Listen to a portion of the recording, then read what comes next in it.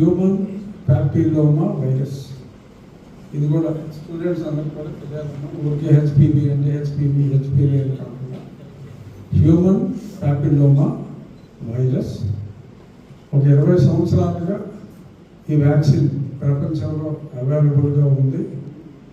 20 సంవత్సరాలుగా ఉంది అని ఎందుకు చెప్తున్నానంటే అబ్సల్యూట్లీ సేఫ్, అంతా టోటల్లీ ప్రూవెన్ కాబట్టి ఎటువంటి సైడ్ ఎఫెక్ట్స్ లేవు.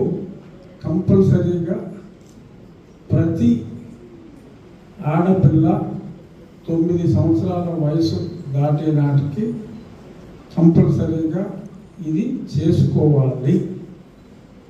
ఇదొక ఇంకా మ్యాండేటరీగా కూడా రాబోయే రోజుల్లో కేంద్ర ప్రభుత్వం మొన్ననే నరేంద్ర మోడీ గారు ఒక వారం రోజుల క్రితం రాజస్థాన్లో ఈ కార్యక్రమాన్ని ప్రారంభించారు. ఫ్రీగా ఒక డోస్ వ్యాక్సిన్తో చేయాలి అని. 9వ ఏట మొదలు పెడితే 2 డోసులు సరిపోతాయి. మొత్తం జీవితకాలంలో 6 నెలల తర్వాత ఒకటి, ముందు ఒకటి, 6 నెలల తర్వాత ఒకటి. కొంచెం వయసు పెరిగిన తర్వాత వేస్తే 3 వ్యాక్సిన్లు కావాలి.